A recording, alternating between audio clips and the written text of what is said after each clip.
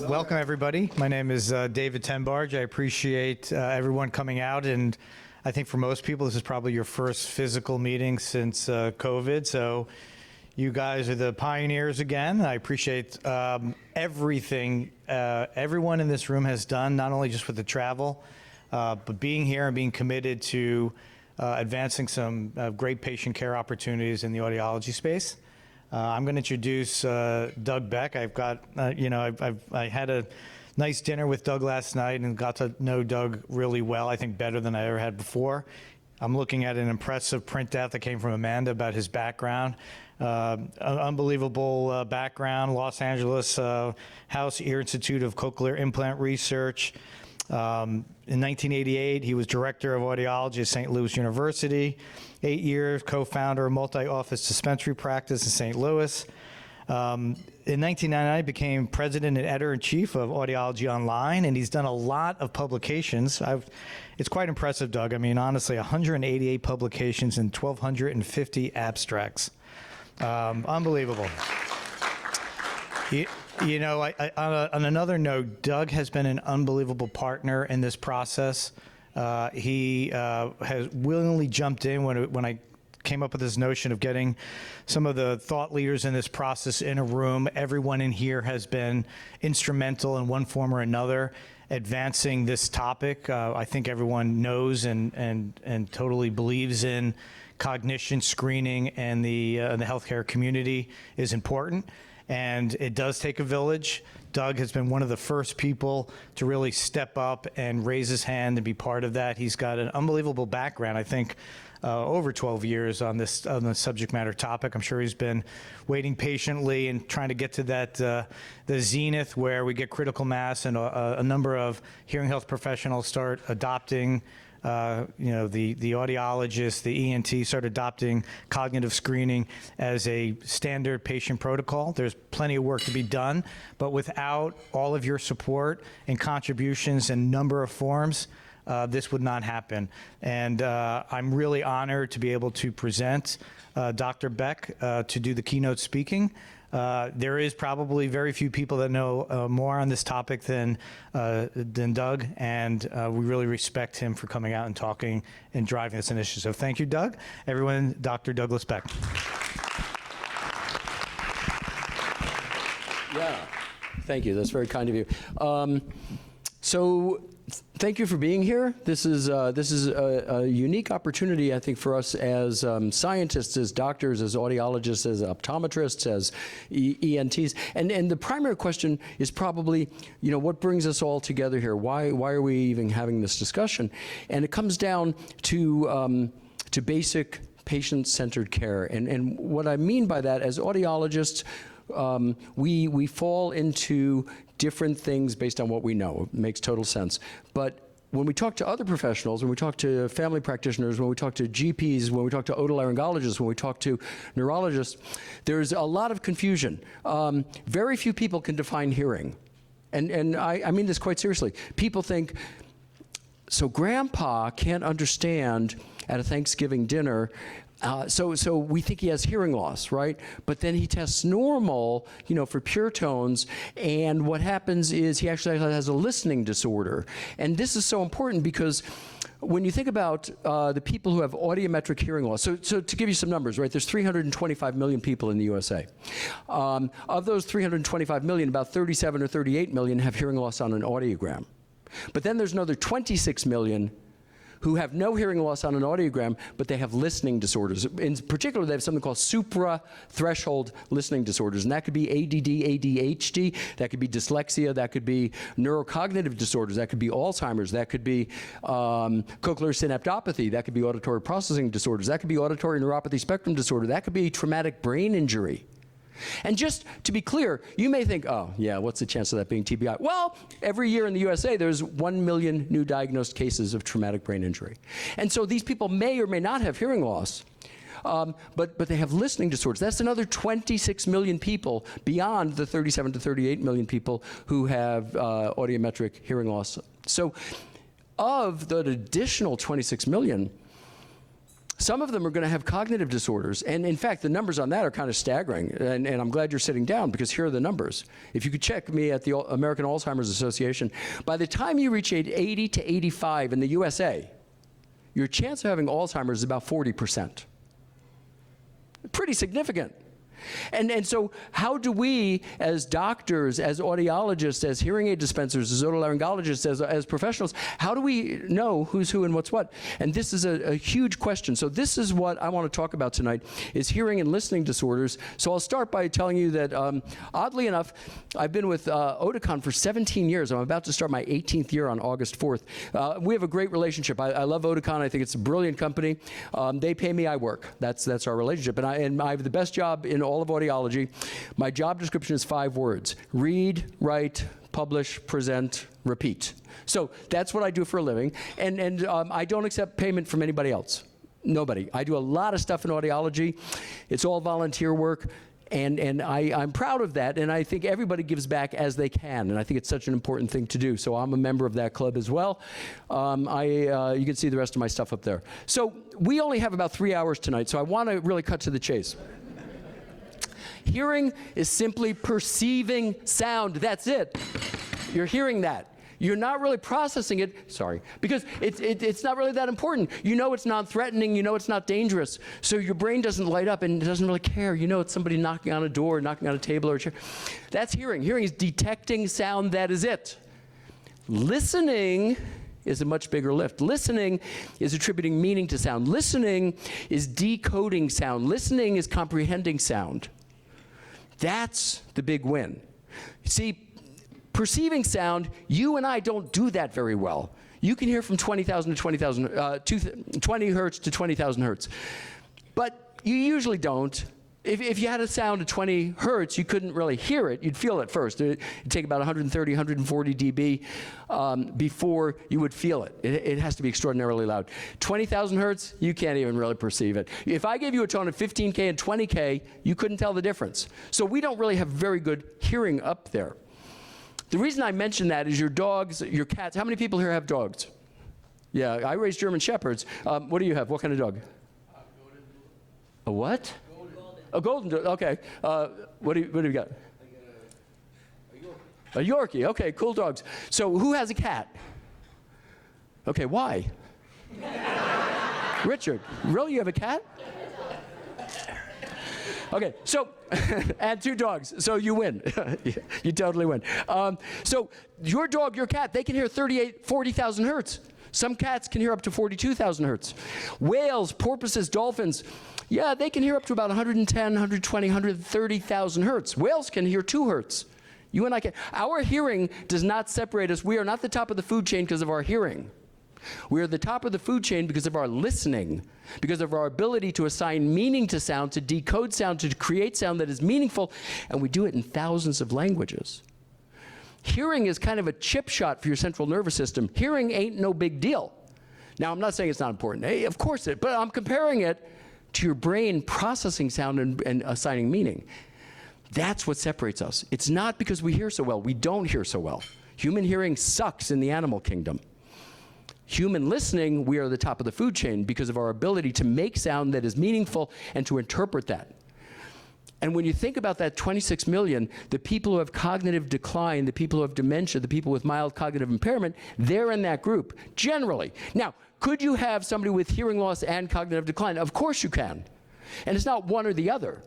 It's degrees of both. And we do this all the time with children. We know that the vast majority, probably 95% of children with auditory processing disorders have no hearing loss whatsoever. And what we do with these children is we fit them with FM systems or hearing aids or a remote microphone. And the reason we do that is to improve, there's only one reason we do it, to improve the signal to noise ratio so that their brain can learn to attend to the sound that it's supposed to attend to. It's called selective attention. And it's so important to build that neural code and to give the brain the information it needs. There's a study out of the National Acoustics Labs in Australia where they looked at pediatric fittings, and what they found is if you do a really good job with kids with APD, and we have pediatric experts in the room, you do a really good job, 2 or 3 years later the kids may not even need that FM system anymore because their brain is plastic and it learned what to pay attention to. But not if you didn't diagnose and treat it. So hearing is perceiving sound, listening is making sense of sound. Bad news. We're all going to die. Sorry. But you knew that. This is not new. But what you should realize here, look at the ages that death occurred in 1700. So in 1700 in the USA, you would die at about age 35. 1840, so you get the point. We've doubled our life expectancy in a couple of hundred years. And so what's happening now is we have a lot of disease and disabilities related to very old people. You didn't have a lot of Alzheimer's in the 1600s, 1800s. People lived to be 35. Not to say you can't have Alzheimer's at 35, you certainly can. You could also have Parkinson's. If you haven't read Michael J. Fox's book, you need to read it. And if you don't think it's an amazing book, I'll buy it back from you. For half, but still. Because Michael, you know, he was like in his 50s when he had Parkinson's, which is very, very unusual. Most people, of course, are much older. But the point is that we, as we're aging as a society very rapidly, we have old age diseases like we've never seen before. And I gave you the numbers on Alzheimer's. Between age 80 and 85 in the USA, you have a 40% chance of having Alzheimer's. And there's no quick fix. If you read Sanjay Gupta's new book, came out in December, I think it was, he talks about there's no medicine that's going to slow down Alzheimer's. And I know the one that was just approved a month ago, but you know that some of the people on the FDA review panel quit. And they said that was not the conclusion that we said. We did not come up with it's going to be beneficial for Alzheimer's patients. We said that some people seemed to maybe show a slowing of the progression of Alzheimer's. And people quit the FDA panel over the FDA's approval of that drug. So it's not like, oh, well, now there's a drug. Yeah, but it's pretty dicey. And so Sanjay in his book was talking about, you know, it takes about 20 to 30 years from the time your brain decides that you have Alzheimer's and you start getting the tau proteins and you get the plaques and your brain starts to disintegrate and degenerate and you have all these terrible, it takes about 20 or 30 years until you start manifesting signs and symptoms of Alzheimer's. And so if we knew about it sooner, maybe we could do something sooner. And his point was that there's nothing that we can do right now that slows it down or stops it. But that doesn't mean we don't want to know about it as soon as we can. And so this to me, when we're talking about cognitive screenings, you know, Alzheimer's is one thing, but Alzheimer's is 80% of all cognitive decline, of all, you know, in the USA. The reason that everybody knows Alzheimer's disease is it's the most common dementia, but there's 200 others. Most of us haven't heard of most of them. And so, as we're getting older and older and older, you know where these numbers are going to go, and it's going to be really difficult. The earlier that we can detect cognitive decline, dementia, memory issues, mild cognitive impairment, the more likely we can do something about it. There's no magical cure. There's no miracle cure, but I can show you absolutely. There's neuroscience studies out of Boston. Looking at mild cognitive impairment in 2016, they were tracing 1,800 patients, and they found that if you kept somebody's brain busy long enough, you trained them 3, 4, 5 years, their course of mild cognitive impairment became better than the people who were not treated. And what they would do was pretty simple stuff. You know, puzzles and music and social clubs and book clubs and Sudoku and backgammon and being interactive and being socially involved. But it doesn't happen in 30 days. It doesn't happen in 60 days. It doesn't happen in 90. It took years. And that's what I want to share with you, is that, you know, if we catch these things early, and Mike Harvey's going to talk about this a lot tomorrow. So to put it in perspective, National Council of Aging, who I love, because in 1999, they started talking about auditory deprivation. Studies 2,000 people, control group, 2,000 in the experimental group. The experimental group was fitted with hearing aids, and social isolation decreased, interactions increased, anxiety decreased, depression decreased. Cool stuff. We've known about this since 1999 because of the National Council of Aging. Well, so I really love those guys, but they said recently, 2 months ago, that 80% of adults over age 65 have at least one chronic condition, and about 68% of adults over 65 have 2 or more. So we're familiar with that, and these are the top 10. So look at that for just a second. Anything there surprise you? Anything jump out? Yeah, they're missing something. So I'm not going to go through the math, but I'll show you what's missing is National Council of Aging, 2019 said 1 in 3 adults ages 65 to 74 have hearing loss. So that's about 33% of that population. Over half of adults 75 and above have hearing loss. So that's 55% of that population. And if you average those two together, you get about 44% of people over age 65 have hearing loss. So it seems that that should be right about there. So, because didn't you learn this? I bet everybody in this room knows hearing loss is the number 3 chronic condition, right? But here's what you probably didn't put together, this next bit. If you take their numbers, I'm not going to go through the math, but 52% of those age 65 and above have supra-threshold auditory difficulty, because you see, they were just talking about hearing loss on audiograms, which is perceiving or detecting sound. As a doctor of audiology, supra-threshold listening disorders are super important to me. And there's 26 million people who have that. So 52% of those ages 65 and above have supra-threshold auditory difficulty, and so it's really there. It's the number 2. Unless you're good just saying hearing loss without counting ADD, ADHD, dyslexia, cochlear synaptopathy, hidden hearing loss, neurocognitive disorders, mild cognitive impairment, Alzheimer's. Why don't we count those? It's really important stuff. 26 million Americans. So the most common complaint that you hear in an audiology office, ENT office, hearing aid dispensing office, I can't understand speech and noise. So what we do traditionally in America, we do air, bone, and speech, and we say, oh, your hearing is normal, so you should sit closer, better lighting, and pay a little more attention. It's called the happy talk. That's the standard of care. That's what we do. That's criminally insane. Did I just say that out loud, Cliff? I said that out loud. It's ridiculous. And everybody wants, well, we should be doing more screenings. We should be screening. Larry Medwetsky, when he was at National Technical Institute for the Deaf, followed about a 1,500 people population that had screening. And like 85% of them never did anything about it. There's a study that Mike Valente and Amin Amlani wrote in 2017 in otolaryngology, head and neck surgery. And they referenced this study of veterans, 600 veterans who I'm a vet, I was in the Air Force. So veterans, as you probably know, get hearing care for free. Not free, they paid with their time and their lives. But you know, they can go get hearing aids, right? And they can get a diagnostic test. Well, of the 600 in the study, only about 65 of them wound up with hearing aids. Half of them didn't even go get a diagnosis because it wasn't that important to them. They thought they could get along, it was okay. Well, it's not okay, but if you don't perceive a problem, you're not going to look for a solution. So these are young guys who are from the military. They didn't really perceive much of a problem, so they didn't do anything about it.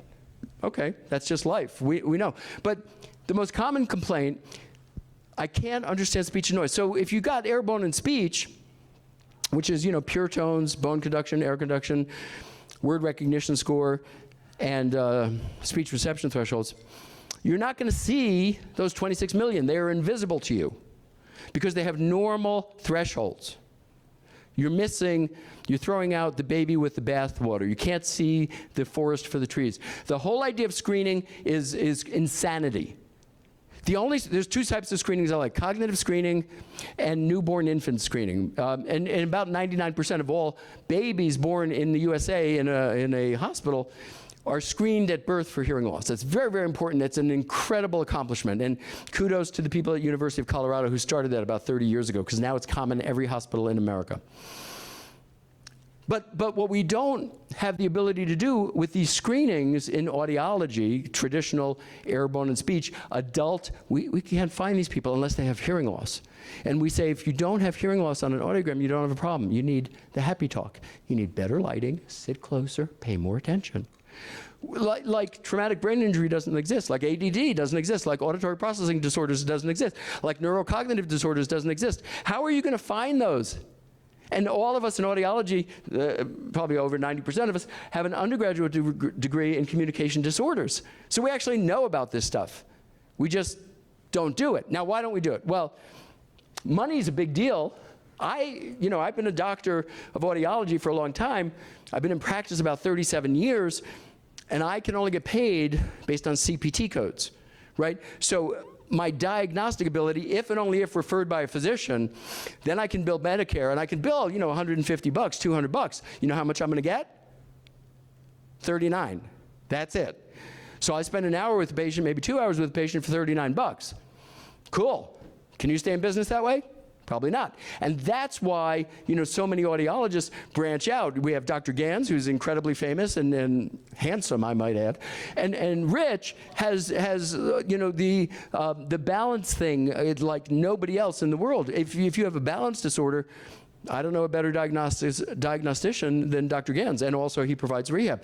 We have tinnitus specialists, we have pediatric specialists, we have cochlear implant specialists, we have people like me who are hearing aid specialists, and we do all of these things, but most of it we don't really get paid for.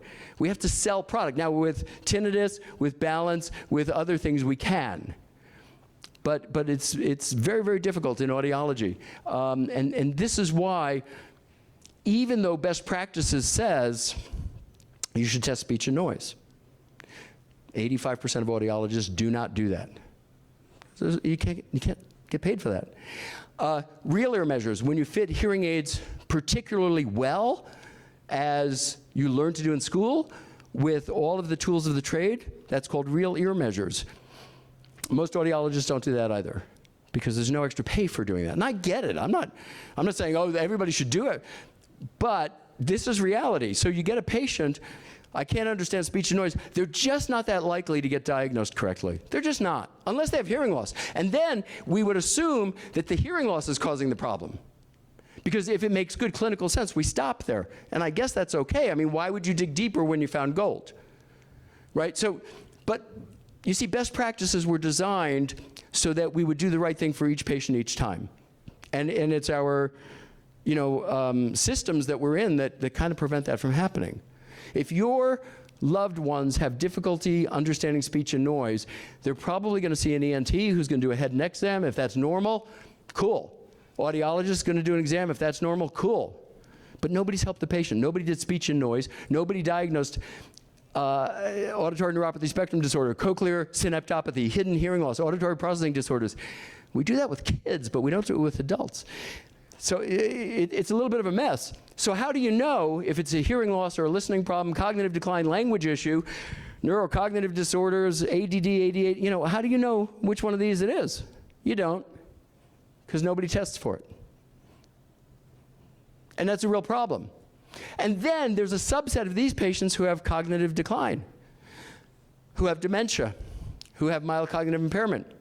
And we're not testing for that either. We're trying to make the world louder. Well, if they have a suprathreshold listening disorder, making the world louder isn't really going to help. What we have to do is improve the signal-to-noise ratio. That will make it clearer for most of the people most of the time, but we don't even know that without doing a test. And most of us aren't doing the test. So age-related hearing loss and more. So I think before we treat, this is a very old saying in medicine, diagnosis first, treatment second.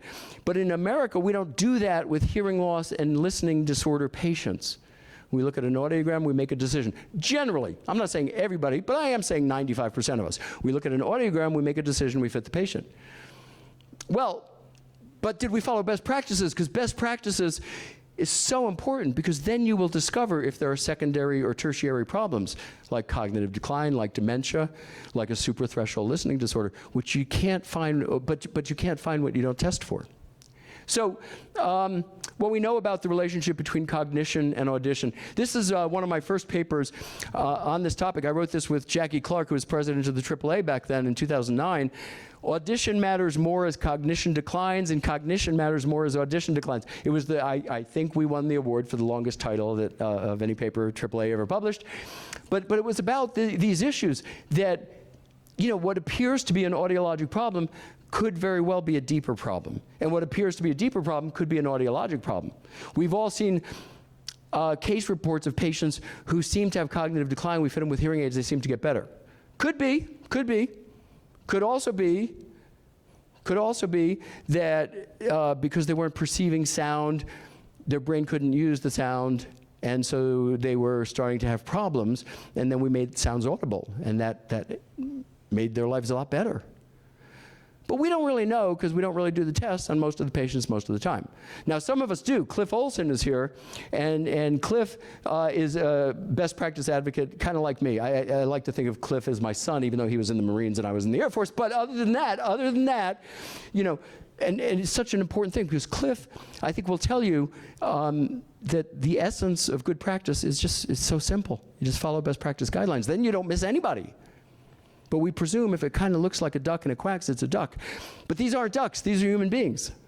So the most important factor for how well you're going to do with a hearing aid actually has very little to do with your hearing. The most important factor on successful use of a hearing aid is actually based on your working memory. This is a paper I published with AAA a few years ago. And it wasn't a unique thought. The only reason I wrote this is because I had read other people's work on this topic. So if you get this article, you'll find out. But you know, this is the important thing, is that so many people will not do well with hearing aids. And the reason is actually because their working memory is very bad. Does everybody know what working memory is? Okay, quick example. Al, can I pick on you? Sure. Okay, so you know what short-term memory is. You know what short-term memory is? You know what? Yes, that's, of course. Long-term memory, everybody here remembers the songs of their youth, even dementia patients. You could sing a song to an Alzheimer's. My mom died of dementia a few years ago, and there were times when she would not know who I am. Most of my life I've had a beard and hair, right? But my mom couldn't recognize me when she was in her final stages of Alzheimer's. And the amazing thing here is that she could still sing the songs of her youth, even though she didn't know her children, right? Her memory, long-term memory was intact. So what's working memory? So, Al, if you don't mind. So I'm going to give you a number, 2841. No, wait. So what I want you to do is say it backwards, 2841. Okay, 2841, so 1, 4, 18. Perfect. That's working memory. He had no idea. In fact, he started to add them, right? But and by the way, you were wrong. It was 15. But that's working memory. See, he had no idea what he was going to do. He took those numbers, he reversed them, and he spoke them. So that's his ability in real time to use sensory information to make sense of the world. That's working memory. That happens to be the most important factor for who's going to be a successful user of hearing aids, more so than thresholds, more so than word recognition, all of that stuff. Anyway, so you could read that paper one of these days. Dementia is very interesting. When you look at the peer-reviewed stuff from Livingston et al., this came out in 2017 in The Lancet, and they said 60% of your risk of dementia is non-modifiable. It's based on your deoxyribonucleic acid, your DNA. And they said there's about 40% of your dementia risk is modifiable. And so they said, and this is the new version, by the way. In 2017, they said 65% of your risk was non-modifiable. It was based on DNA. But I'm showing you the cleaned up version because it just came out in 2020. So 60% of your risk, there's nothing you could do. It's based on genetics. But 40% of your risk of dementia is modifiable. And they looked at 12 risk factors, and these are them, less education, hypertension, hearing impairment, smoking, obesity, depression, physical inactivity, diabetes, low social contact, excessive alcohol consumption, traumatic brain injury, and air pollution. Those are the things you can modify to reduce your risk of dementia. Of all of those, the single largest factor is hearing loss. Now, they originally said it had a PAF, population attributable factor, of 9%. And they brought it down just a little bit. They're saying it's 8.2%. So 8.2% of your risk for dementia is based on hearing loss.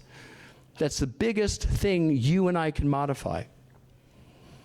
So hearing loss in and of itself is 1/5 of the entire modifiable spectrum.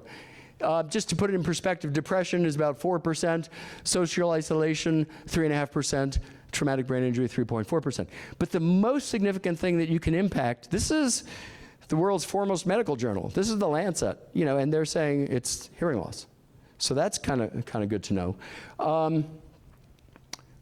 And this study, this is April 2021 from the Journal of the Acoustical Society of America, looking at about 500 people over age 60. Speech and noise understanding in old age is affected by hearing loss, impaired central auditory processing, and cognitive deficits. My thoughts, central auditory processing, what does that mean to those of you who are not audiologists? Well, it kind of means what you do with what you hear. Okay, because the hearing is perceiving sound, listening is making sense of sound. And what they're saying is speech understanding in old age is affected by hearing loss, of course, but also by what your brain does with what you hear. So it's not just can you perceive it, it's can you make sense of it. And APD in audiology has been controversial since day one. For 70 years it's been controversial. If you don't believe how controversial it is, I wrote a paper, excuse me, in 2016 that on suprathreshold listening disorders and auditory processing disorders, and oh my gosh, it was like a firestorm hit the editorial review boards for about 60 days. And it wasn't like I was writing as a radical. I was writing as a scientist with a brilliant scientist, David Moore, and who is my third author? I'm forgetting at the moment, but I think it was Jackie Clark actually. And boy, you know, everybody has camps and silos on APD, and this, I guess, to be expected. But this is the thing. I wrote this paper recently. It got published about a year ago. This is with the British Society of Audiology. So Sarah Bant and Nathan Clark and I wrote this paper. We'd been studying the relationship between cognition, audition, and language for a couple of years. And then the British Society of Audiology decided we should publish this because it's pretty good information. So we looked at four questions. Oh, I'm sorry, that's in the wrong order. But okay, the risk of dementia over a 12-year period, this is classic knowledge. This is 2011, this is Frank Lynn's paper. Frank said the risk of dementia over a 12-year period was almost twice as high for people with a mild hearing loss as compared to those who are within normal limits on their hearing. So almost twice as much dementia in that population.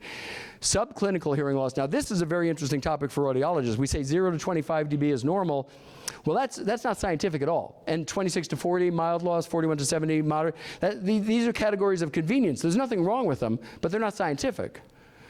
And so what happens is these guys at the JAMA, the Journal of the American Medical Association, were looking at people with 0 dB thresholds versus people with like 20 dB thresholds. Now, all of us would consider them all normal, but what they found is that as you progress from 0 to 20, your mini mental state exam, your MMSE scores declined.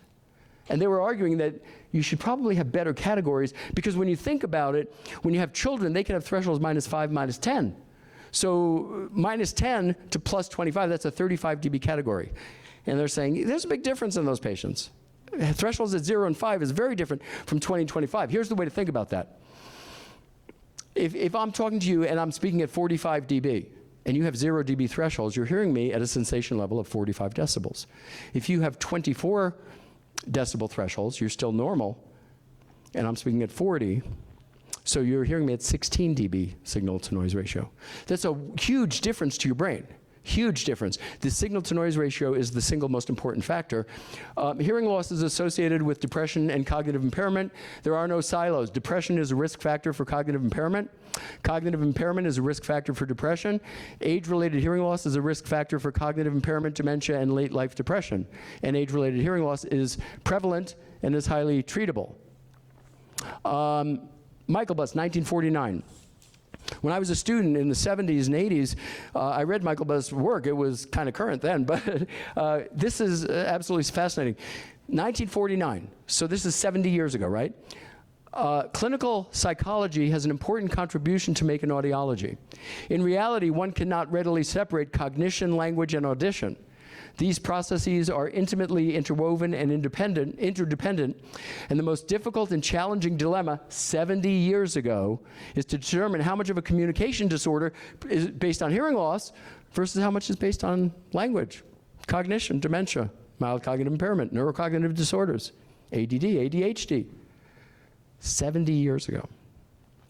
More recently, Dr. Ben David was talking about this in ENT and Audiology News. Cognitive performance is intertwined with speech perception and hearing. Cognitive ability has a large effect in speech recognition, speech perception.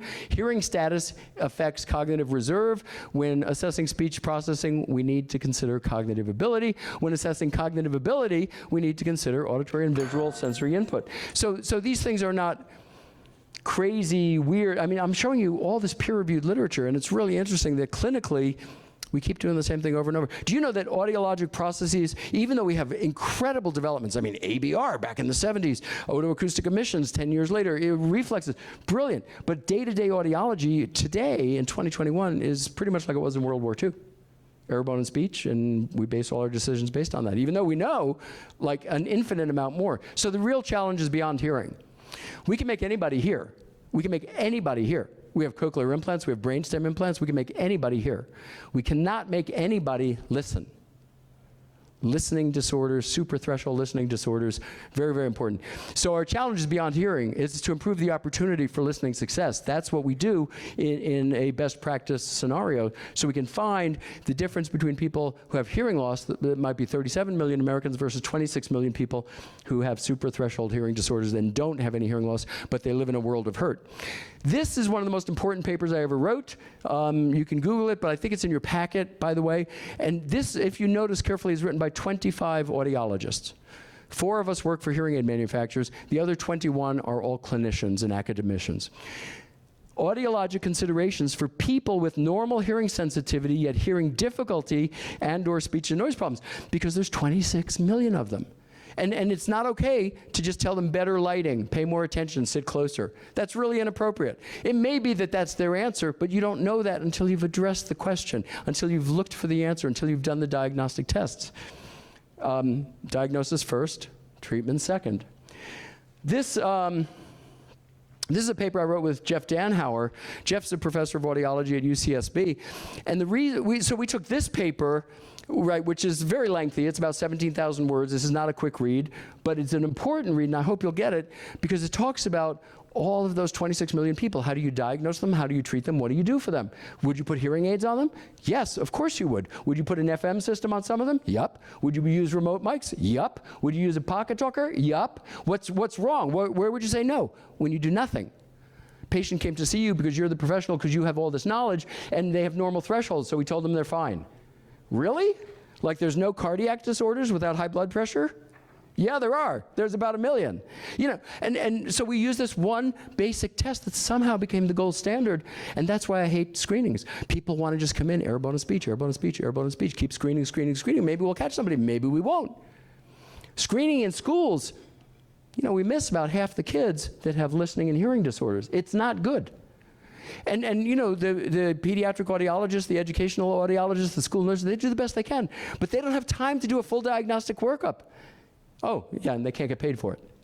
So we have this huge population that's aging very rapidly, and there's lots of suprathreshold listening disorders, there's lots of neurocognitive decline, there's lots of dementia, and the audiologist, the speech-language pathologist, the hearing aid dispenser, the otolaryngologist, when we see somebody with normal thresholds, yet they're sitting in our chair, the question should be, well, what brought them in? I mean, they look pretty normal. Should we just counsel? What the heck? Why not do a test and actually see if they are normal? That would be awesome. That's what I would advocate. So Jeff and I wrote this quick version, and you'll notice this one's peer-reviewed, and it's in the otolaryngology literature in the Journal of Otolaryngology ENT Research, because we wanted, when otolaryngologists are looking up normal thresholds, hearing disorders, normal thresholds, listening, we want this to pop. We don't make any money on this. It's not about that at all. These are free. It's about getting the professionals up to speed that there are lots and lots of reasons why somebody would have normal thresholds yet difficulty hearing and listening. So what do the 2 previous PowerPoints indicate about pure tone screening? It means stop it. It doesn't work. Stop it. We've been pushing that rock up that hill for 70 years. Everybody should get screened. But you're going to miss almost 40% of all people who have substantial listening disorders. So stop it. Do a diagnostic test. That's best practices. That's not crazy. Do you go to your physician once a year, once every 5 years, whatever you do, and they don't, you know, everything's cool, but they still order a CBC, right? Complete blood count. And because they're looking for the oddball. They're looking for something that might explain why you're tired, because they can't figure it out. Or they might be looking for something why you have pain, why you have a bump, why you have a lump. They don't know. So they're going to order everything. And that's fine. I think that makes good sense. When you're the doctor, when you're the professional, and you know that you don't know the answer, you refer. You do more to get to the answer. Because the patient didn't come in because they had nothing else to do. They come in because they perceive a problem. But we dismiss them when we don't find the problem. And dementia, cognitive decline, these things can, devastate your life. So the definition of insanity is, of course, doing the same thing over and over and expecting a different result. Personally, this is just my own personal opinion. I do not think you should ever just do a pure tone screening. If there's reason enough to test them thoroughly, know what the heck you're doing. Get an answer that has meaning. Why do we stop at free screenings? I mean, does any other profession do it? Women, ladies, do your OBGYNs do free screenings? No, probably not. Who here is under cardiac care? No, don't raise your hand. But does your cardiologist do free screenings? No. Does your neurosurgeon? No. Does your optometrist? No, probably not. So why do we do that in audiology? We know it's not going to give us a complete or correct answer. I mean, maybe it will. We could be lucky. But show me the kid that doesn't deserve a full diagnostic evaluation. Show me the senior citizen that doesn't deserve it.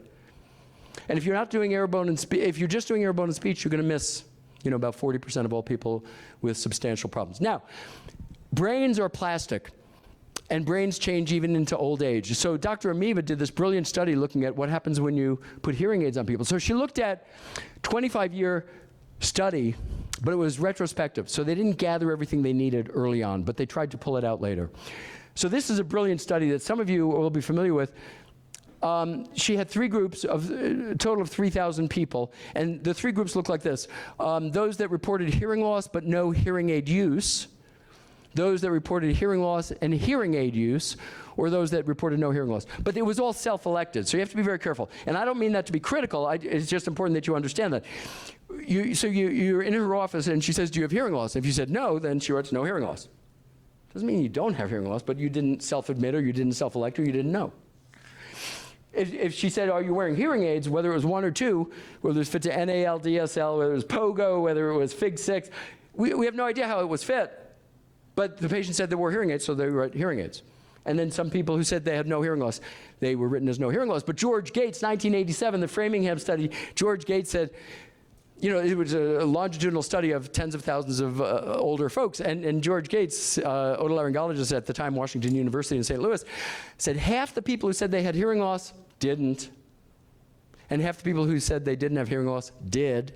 So self-elected, not, but the important thing was the trend that she found. They concluded that addressing one's hearing loss by using hearing aids may slow cognitive decline by alleviating communication difficulties and improving mood and social interactions, which is pretty much what the Lancet said in 2017 and then again in 2020, that social isolation is really bad for your brain. And all of us just went through, the pandemic. This is my friend Anu Sharma. She's a professor at University of Colorado. Anu looked at some amazing phenomena, and she did this with her colleague, Dr. Hannah Glick. And they were looking at cross-modal responses. So this is an audio-visual, sorry. So if you have a full complement of sound and you have normal hearing, your superior temporal lobe gets 20 hertz to 20,000 hertz. But if you have only, let's say, 3,000 hertz is your highest frequency that you can perceive at normal loudness, your brain is not being stimulated at 4, 5, 6, 7, 8, 9, 10, 11, 12, all the way to 20,000, right? So that part of the brain that normally should have been stimulated is not stimulated. So another part of your brain might get that and use it. That's called cross-modal neuroplastic changes. What part of the brain might use the temporal lobe? Could be the occipital lobe, could be the sensory motor strip, could be parietal.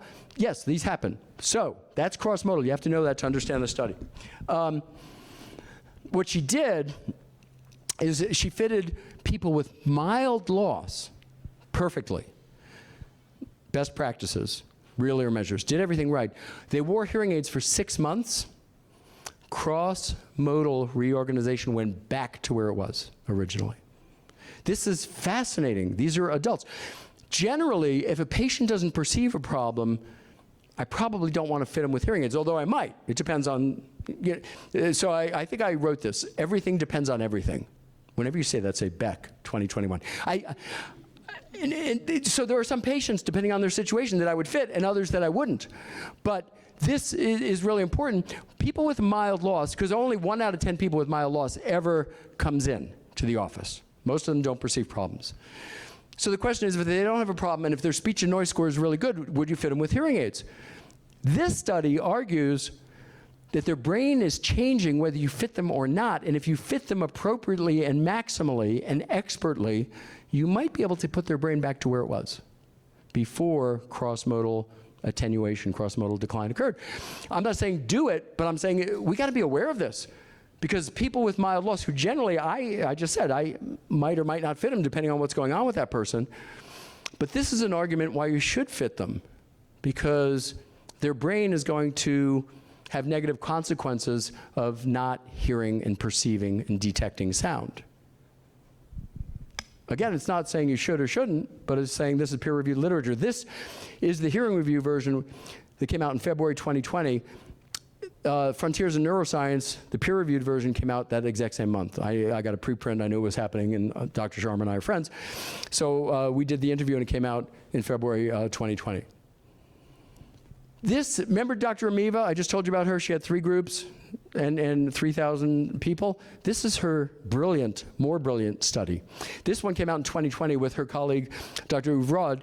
And what they did is they looked at the world's literature and they decided the available data globally supports the hypotheses that hearing aid use positively impacts long-term cognition in older adults suffering from hearing loss, but definitely calls for more research to ascertain such a statement and provide more information on the delay at which these benefits can be observable. In other words, she's saying, even if a hearing aid would change the cognitive trajectory, it ain't gonna happen quickly. It's just not. It took 20 years or 30 years for their brain to get to that point. And so I don't doubt that you'll have some miraculous cures when you have people who didn't even know they had hearing loss and they have no cognitive decline, but all of a sudden now they can detect sound and make sense of it. That's called auditory deprivation. That's what the National Council of Aging was talking about in 1999, that if you properly fit these people, you change their lives. But you can't find what you don't look for, and there's lots of people. So this is remarkably powerful because this was a scoping study of 11 peer-reviewed other papers. And this is their conclusion. But she is saying a hypothesis, and I would agree with her. I feel very confident saying people with untreated hearing loss are going to suffer negative consequences of that. Most of the time, most of them will. I feel less certain that I can say with certainty that putting hearing aids is going to change the trajectory. But I've showed you times when it has. And so we need more peer-reviewed data, and that's coming out soon. The ACHIEVE study will come out in 2022, I believe, maybe 2023, and that will be looking in detail at all of these things. But as of yet, we have anecdotal reports, we have case studies, and that's important. I'm not making fun of those. I'm saying that's how it starts. We have to have those so that inspires a peer-reviewed larger study. So I feel very comfortable saying, as an audiologist, untreated hearing loss is bad for your brain. And I think that if you are in such a situation, all of this literature that we're sharing tonight makes good sense and should be somewhat convincing that we have to do stuff. This is another paper, April 2021, 1,100 people, 60 years of age, 10-year follow-up, 3,260 observations. Authors conclude, hearing aid use showed significant suppressive effect of cognitive impairment in some people with, see, we don't know who the candidates are because we don't have peer-reviewed studies. We do know that some people have like these miraculous aha changes in their life, which is incredibly important and wonderful. But we don't know who the candidates are for that. We don't know, is it this hearing loss? Is it this socioeconomic? Is it this genetic code? Is it this history? Is it the, we don't know. We're just at the beginning of this stuff. So regular hearing aid use may have a protective effect on people with moderate hearing loss. This is so interesting because go back to the Anu Sharma stuff where she actually physiologically showed that cross-modal effects could be reversed. Not every patient every time, but some patients now and then. So this is my buddy, Pierce Dawes is a genius in the UK, and he's the one that got me into that British Society of Audiology, which we had to study this stuff for years. But addressing the hearing needs of people with dementia, now look at the date, March 2021. And this is in ENT and Audiology News. And what Pierce said is hearing loss is more common in people with dementia. One study reports 90% of people with mild to moderate dementia have hearing loss greater than 40 decibels. 40 dB, so my normal speaking voice in HL in this scale is about 50, 52, 54 dB. This is a big problem, is that most people can't define a decibel, It's okay, it doesn't really impact your life, but it's good to know that it's referenced to 0.002 dynes per centimeter squared. Doesn't matter. But there's so many different scales, and this is an issue because audiologists, when we talk about hearing loss, we're talking about HL scale. That's hearing loss scale. Scientists, when we're talking about hearing aids, we're talking about physical sound, it's in SPL, which is sound pressure level. And then there are variants of all of those. So it's hard to get your arms around this if you're not really an audiologist, but greater than 40 dB, that's very substantial. If you had so if you do this, you plug your ears really tight. No, don't do it. Dr. Beck said don't do it. But if you did, that would be about a 30 dB loss. So this is substantial hearing loss, okay? So one study reports 90% of people with mild to moderate dementia have hearing loss greater than 40 dB. Hearing loss is associated with poorer cognitive function, and people with poorer cognitive function tend to have poorer health in general. Untreated hearing loss exacerbates the impact of dementia. There you go. Unfortunately, most people with dementia do not have their hearing needs recognized and supported by caregivers and hearing care professionals. Hearing care should be person-centered, I agree 100%, tailored to the needs of the individual. Everything depends on everything. And should involve multidisciplinary professionals. Because if I'm doing a screening, you see, I'm doing that as part of patient-centered care.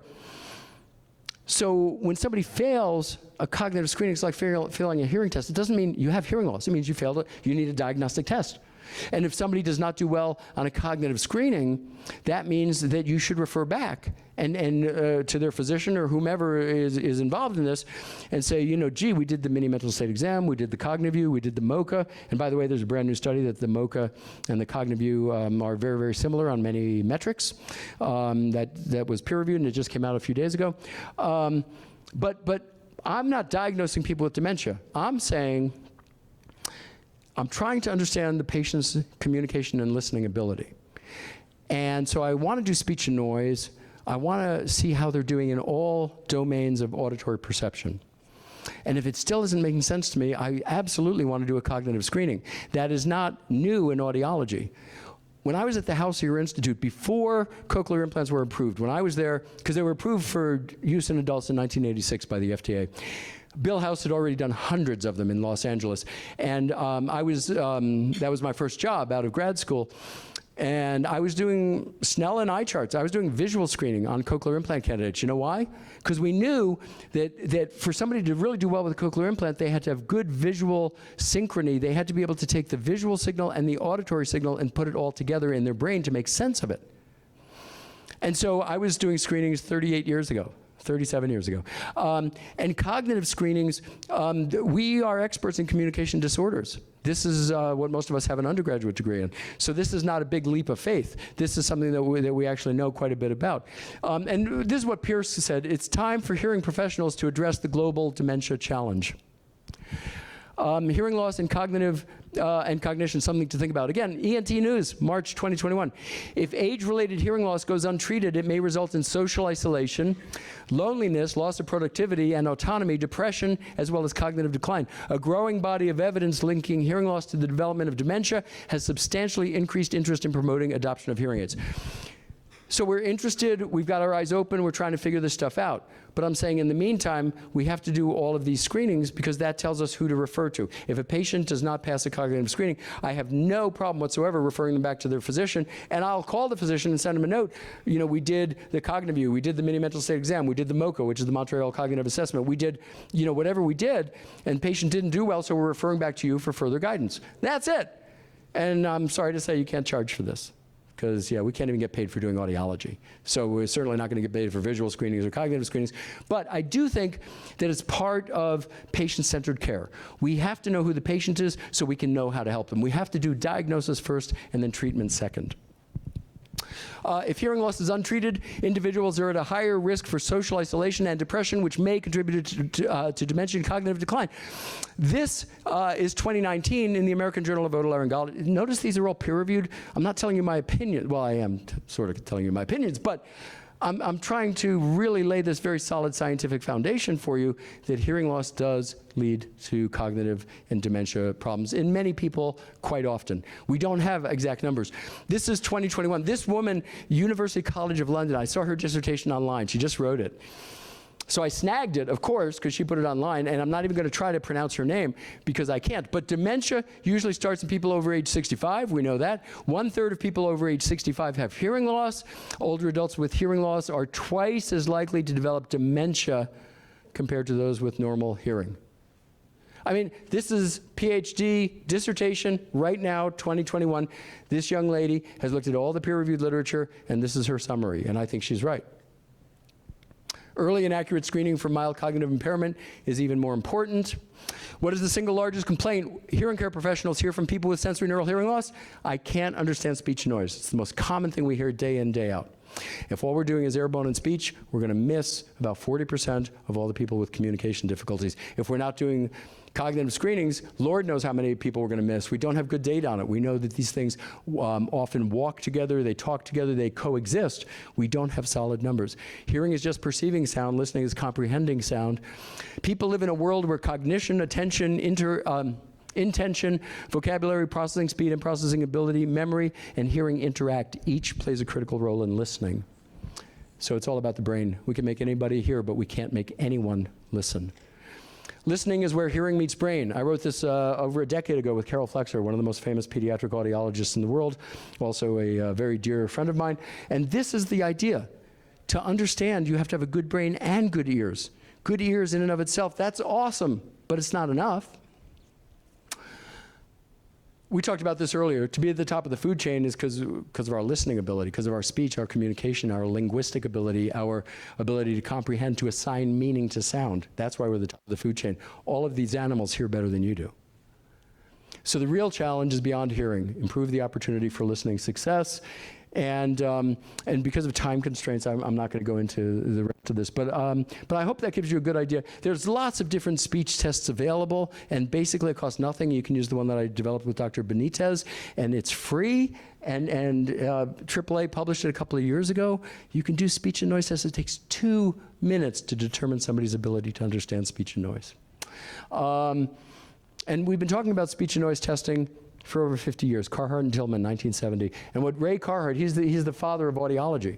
And he said in 1970, every test, you should be doing speech and noise. And particularly people with normal thresholds, because they're there for a reason. And if they have normal thresholds and you're not doing a comprehensive evaluation or best practices, you're not going to figure it out.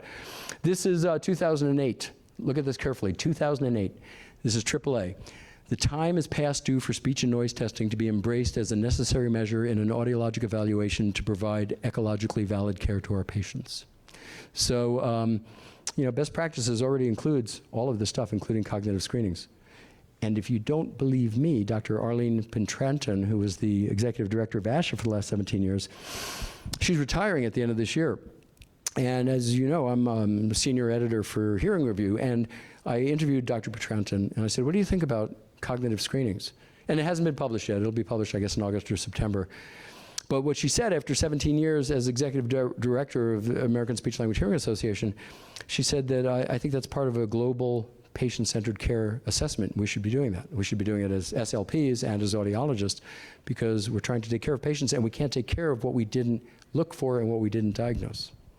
So whether you're AAA or ASHA or IHS, all of these best practice statements already say traditional audiogram, of course, but listening and communication assessments, and we have a zillion of them. We have the COSI, we have the HHIE, HHIA, we have the SSQ, we have the PACO, I could go on. And so it takes 10 minutes, 15 minutes to do a listening assessment, but that's how you determine where the patient's at, not based on their pure tones. Their pure tones are interesting and they're fun, and you have to be an expert in that, of course, but that's not enough. In 2021, we should be doing what we're supposed to be doing. Speech and noise, part of every best practice statement from every major audiology group. Screenings for communication disorders and related, and then refer as needed. Just do it. So the real challenge is beyond hearing. Improve the opportunity for listening success. This, I'm going to close on this. This is studies we did at Oticon, but we were looking, can hearing aids really make a difference in your brain activity? And I'm not going to be commercial, but I think that this is so important to realize. We did 64-channel electrode EEG recordings on a couple of dozen folks.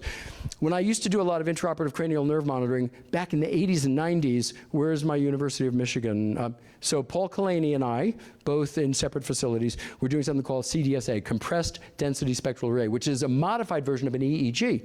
We would do that during open heart surgery. What's an audiologist doing? Yeah, well, we were watching to make sure that the brain was perfused with normal blood flow. That was the idea, because we know that if, when you have coronary artery bypass, you're on a pump for a little while, so your blood is not flowing through your brain. That's what the pump does. It keeps perfusing the entire arterial system so the brain doesn't starve. So that's a modified EEG. Well, what they did in Denmark was real EEG, 64 channel, looks like that, not very useful, right? So speech and noise, speech was at 73 dB, noise coming from 4 different places at 70 dB, so it's a 3 dB signal to noise ratio, which is horrible. Mead Kelly in 2001 said people with normal thresholds need a 2 dB signal to noise ratio to get 50% of the words correct. People with a mild to moderate loss need 8. We took these people with mild to moderate loss, they needed 8, we gave them 3. So a very, very difficult listening challenge. And their EEG looks like this. Well, that doesn't make much sense. So what you have to do is bring it down, you compress it down to 1 tracing. And audiologists know this, we do this with ABR all the time. We take 2,000 clicks, we look at 1 general representation, and we do all our measurements from that. That's what they did with this EEG. And what they found is these are speech envelopes on the right. So this is just amplitude modulation. So as I speak, the vowels are louder than the consonants.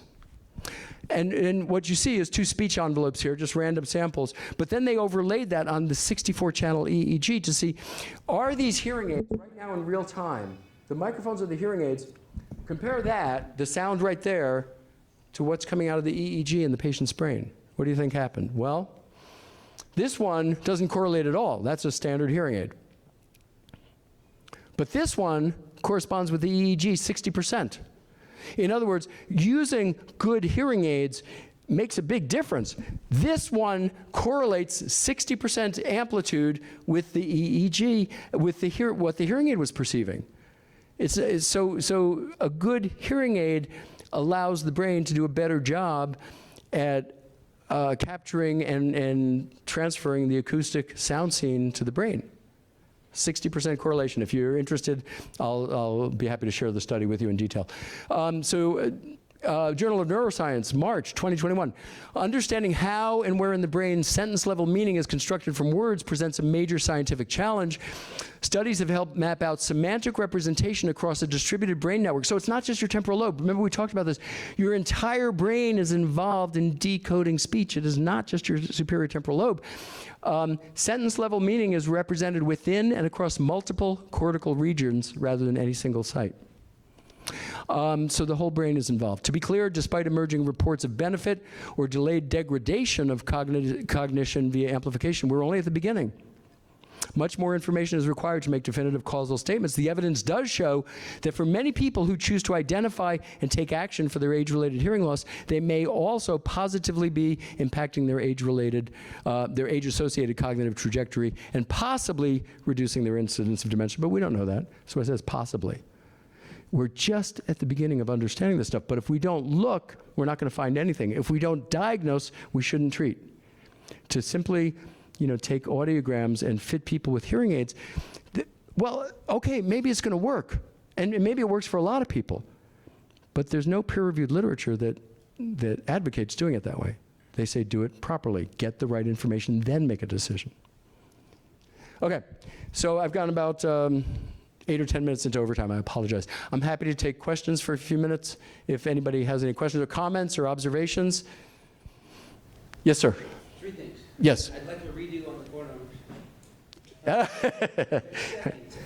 What can I add to my battery that's easy and quick for ADHD, APD? What can an audiologist add to tease some of that out? And thirdly, is there any evidence-based studies that control for cognition and technology levels of hearing aids proving or showing cognitive? Yeah, so let's take the last one first.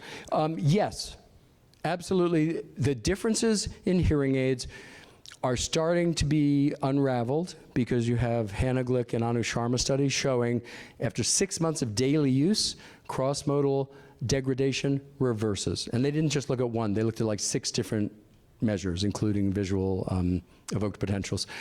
And the reason they looked at visual evoked potentials is because the occipital lobe was using the space in the superior temporal lobe. And as they stimulated more and more the superior temporal lobe with hearing aid use daily, 10 hours a day for 6 months, it reversed. The visual response got less and less and less as the superior temporal lobe became greater and greater and greater. So yes, and then you have the EEG studies from my group, and there are other studies in the peer-reviewed literature. If you go to the NIH, you can find a lot of these, or send me a note, I'll hook you up with a bunch. But yes, there are differences. The whole concept of all hearing aids are the same is ridiculous. You know, all foods are the same, all cars are the same. Well, if your definition of a car is to go from, you know, your house to the food store to get a gallon of milk, then I guess it doesn't matter if you have a Kia or a Yugo or a Porsche. But if you live in Colorado, you want a 4-wheel drive, you know, for the mountains in the snow, and all cars are not the same. It depends, everything depends on everything. Why are you buying the car? What are you doing with it? Hearing aids. If the goal is simply to make it louder, any hearing aid can make it louder. And by the way, you don't even need a hearing aid. You can get downloadable apps for free on any of the major services, whether it's Android or iPhone. But it's not about making it louder, it's about making it clearer. It's about making the signal to noise ratio better so the patient's brain can make more sense of it, can decode the sound. And then your other question, I forgot what it was. Sorry. You asked me 3, I can only handle 2. I understand. So, I'm doing speech and noise, obviously. You Yeah. mentioned we're not doing enough for super threshold things like ADD or ADHD. Right. APD. What's Right. a simple... So the simplest thing to do, every patient, every time you see them, I would do a speech and noise test, not every single time, but right. Well, you know, a good thing that you could test that virtually no audiologists do is working memory. And working memory is incredibly important. Again, I published in AAA that that's the most important factor to how well somebody's going to do with hearing aids. But it's not in isolation. I mean, you need the total battery. If you follow best practice guidelines, you're going to find everything right there. Whether it's AAA, whether it's ASHA, whether it's IHS. Everything we need is right there. It's just, we take all these clinical shortcuts. So do physicians, so do dentists, so do occupational therapists, so do nurses, of course, yeah. But I'm just saying, we're at a difficult time because our society is aging so much, getting rapidly older, and we're still depending on World War II audiology to define who's got a problem and who doesn't. And I don't think that's enough. Yes, ma'am. So you mentioned with Sharma, there is actually a peer review. Yeah, Frontiers in Neuroscience. She's got 3 of them on cross-modal effects, yeah. Yeah, February 2020, Frontiers in Neuroscience. It was Anu Sharma and Hannah Glick, G-L-I-C-K. Yeah, I didn't think that one had been peer reviewed. Yeah, you're welcome. Yes, sir. Thanks for that talk, that was great. Thank you. Say that again? So I have a question, more of just interested in your thoughts. I think there's an education issue on the so let's say we do this amazing job of identifying that 26 million or identifying cognitive issues. And we addressed the hearing part of that. Knowing my primary, I'm an ENT doctor, knowing my primary care colleagues, I'm not sure how they're gonna react when they get, okay, I saw this patient, because they're less trained in, Oh, yeah. Oh, yeah. right? So how do they act? And the neurologist is going to say, well, a lot of these things are things that really belong in primary care. So I think that's an issue that we have. Absolutely. And yeah, I'm glad you brought it up. I think you're exactly right. You know, right now we're at the dawn of thinking about this, and it's very, very important, but our colleagues who are less well informed on these issues, are they going to accept the need for this? Probably not. It's going to be a real struggle. It's not easy to get people to change. Nobody likes change. Nobody. And you're very comfortable with what you're doing because that's what you know how to do. But this is like a whole new area in audiology, even though Michael Buss talked about it in 1949.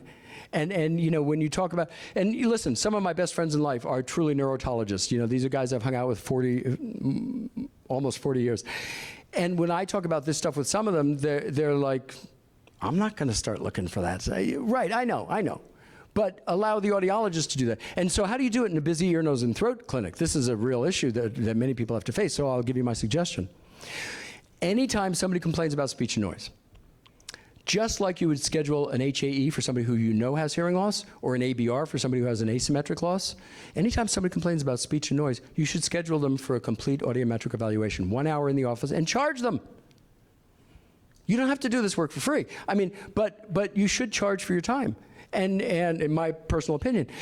But what we do, people who complain about speech and noise, when the families complain, oh, grandpa doesn't understand, oh, he's getting older, that's like everybody. No, it's not! The vast majority of people don't have these problems. 37 to 38 million have hearing loss on an audiogram, another 26 million have suprathreshold auditory disorders, so that leaves about a quarter, that leaves 250 million who don't. Okay, so it's not that everybody, or it's like people with tinnitus, right? Oh, everybody has tinnitus, get used to it. Do you know that tinnitus can be effectively managed 90% of the time by an audiologist? And the most common is not TRT, it's PTM, progressive tinnitus management. 90% of patients, you're not going to stop the tinnitus on any of them, but they will stop making it the primary issue in their life. You can counsel them, you can do oral rehab, you can do hearing aids, you can do a million things that will make tinnitus much more tolerable for a patient. 90% success. Who said that? The VA. They take care of more tinnitus patients probably than anybody else. But thank you. Good observation. Is the world ready for this? I don't know. But most of the people in this room are clinicians. And I think we're ready for it because we're dealing with mom and dad and grandma and grandpa and sometimes little kids. And these are all very common problems that unless we look for them, we can't find them. And you know, we have to refer. It's got to be multidisciplinary. Because when I get a positive result on a Cognivue, all I can do is refer. I can't treat that, and I'm not a licensed counselor, I'm not a psychologist, I'm not a psychiatrist. But if I don't do that test, then I don't know to refer, and I didn't really help the patient. Anybody else? All right, well, I want to thank you so much for listening to me babble on and on for a while. I guess I will turn it back over to my friend and colleague, David.